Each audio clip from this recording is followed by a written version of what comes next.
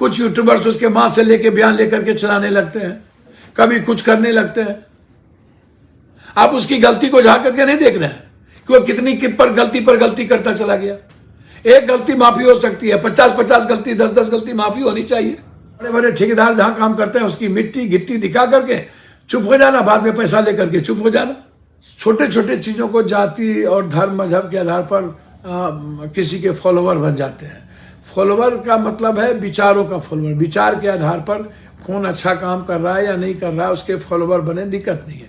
लेकिन जब करोड़ों लाखों फॉलोवर भोजपुरी सिंगर के हो जाते हैं, अन सिंगर के हो जाते हैं, जो गाली गलौज का जिसका आधार होता है, बहुत कम समय में कुछ पत्रकार आए जो दुनिया में हम कभी कभी सोचते हैं कि इतने लंबे लंबे रवीश जी या वर्ल्ड के जितने बड़े जीनियस पत्रकार आए जिन्होंने कभी गाली को आधार नहीं माना, जिन्होंने कभी किसी पार्टी को गाली का आधार नहीं माना, किसी जाति को गाली का आधार नहीं माना, जिन्होंने इक्वल पत्रकारिता का जो भूमिका है डेमोक्रेसी में, जो उस संस्था की, उस व्यवस्था की, उनके विचारों की जो भूमिका है, एक अच्छे चीज़ों को, यदि कभी कभी तो पत्रकारों को ये देखना पड़ता है कि मैं देश के कारण, समाज को बचाने के लिए, मानव निर्माण के लिए हमको यह न्यूज़ नहीं चलाना है या ये न्यूज़ नहीं दिखाना है। लेकिन अब हम उस न्यूज़ के व्यूवर्स के लिए, हम उसको बेचने के लिए बहुत पागल हैं। चाहे वो नफरत फैल जाए, दंगा फैल जाए, चाहे जाति में क्योस पैदा हो जाए, चाहे उसके लिए दुनिया की सारी घटना घट जाए। क्या हम गुंडे मवाली आज हमारे भविष्य को, किस्मत को तय करेगा? क्या नेताओं को गुंडे मवाली के मंच पे जाना चाहिए? क्या तेजस्वी यादव जी को गुंडे मवाली के मंच पर जाना चाहिए? जो आज लगातार ये बातें हो रही है और सदन के नेता अपने चरित्र को झांक करके देखते नहीं है, दूसरे को गाली गलौज देते हैं। आज ऐसे लोगों को वो सपोर्ट कर रहे हैं। बीजेपी की क्या भूमिका है इस वीडियो को बनाने में? जो आज इतने बिहारी पिट गए इस वीडियो के बाद, क्या उन पर, इसके बैक में कौन कौन है, उस पर केस नहीं होना चाहिए?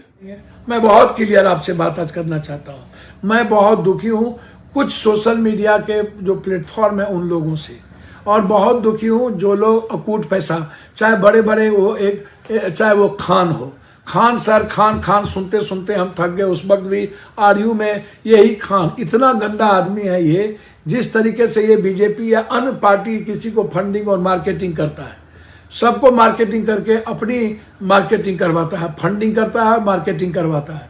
क्या इस बार जो यूओ की कार्रवाई हो उसमें खान से लेकर के, गोल से लेकर के बहुत सारी, जैसे बड़ा बड़ा हुडिंग जो लगा, शंभू दयाल, शंभू शरण कौन थे? ये हुडिंग किसकी थी? आप क्या मीडिया को कभी देखा son of India, son of Bihar कहते हुए? क्या पत्रकार कभी किसी प्रधानमंत्री और मुख्यमंत्री को बनाता है, गिराता है? 180 दिन के अंदर हम मुख्यमंत्री को गिरा देंगे, सरकार बन जाएगी? ये कौन है, क्या थे? जो आदमी कुछ दिन पहले पत्रकार बनने के लिए मेरे यहाँ आया और हमने कहा कि आपने हिंदू मियाँ किया है, पहले इस दाग को धोइए। फिर दिव्यांश नाम के एक आयंस नाम के जबरदस्ती एक बीमारी को, एक बच्चे को लेके आया। 2 लाख रुपया हमसे शुरुआत हुई, हमने 2 लाख रुपया उसको हम यहीं पर दिए, उनकी हर, और उसके बाद उस आयांश को कोई बीमारी नहीं थी, 1 साल से वो जिंदा है। उसके पिता उसी कारण से जेल में चले गए।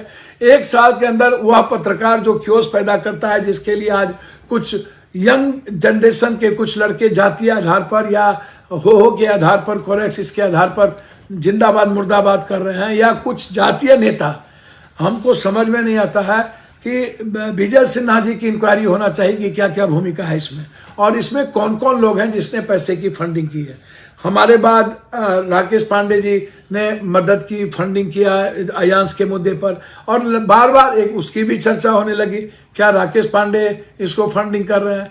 हमको समझना होगा इसमें राकेश पांडे जो भारत का वैभरो कंपनी या लंदन में जाकर के एक बड़ा भारत को के नामों को कर रहा हो, रिस्पेक्ट दे रहा हो, मेरा उससे कोई लेना देना नहीं।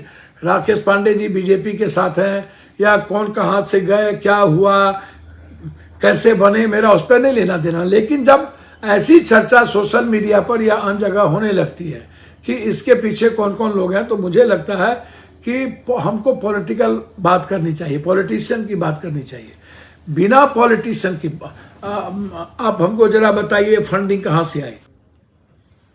आप जो लगातार ये जितने लोगों ने फंडिंग किया है या बड़ी बड़ी हुडिंग किया है, उसके एवज में इन्होंने मार्केटिंग करवाई। जिस कोचिंग में कंपनी में जाता है वहां पर ये मार्केटिंग के लिए पैसा लेता था और इसको देते थे। तो क्या ऐसे कोचिंग पर कार्रवाई नहीं होना चाहिए? क्या उसका काम यही सब बच गया है? गलत मार्केटिंग करके विद्यार्थियों के पैसे से आप ऐशो आराम की जिंदगी जियो। क्या उसके इन्वॉल्वेशन की कार्रवाई नहीं होनी चाहिए? बहुत क्लियर है। मैं बहुत क्लियर बात आज करना चाहता हूं। समाज क्या चाहती है? हम ये बात परफेक्शन आईएएस बनाने वाला जो ये यूट्यूबर्स को फंड करते हैं, आखिर इतना पैसा आता कहाँ? इतना ही नहीं, हॉस्पिटल मालिक, दवाई कंपनी मालिक अपना प्रमोशन यूट्यूबर से कराते हैं। जैसे इसमें मनु द्विवेदी जैसे लोग शामिल हैं। मनु द्विवेदी जैसे लोग कैसे शामिल हो गए? मनु द्विवेदी को क्यों नहीं इसको आप जांच का विषय बना रहे हैं? आप हमको जरा बता।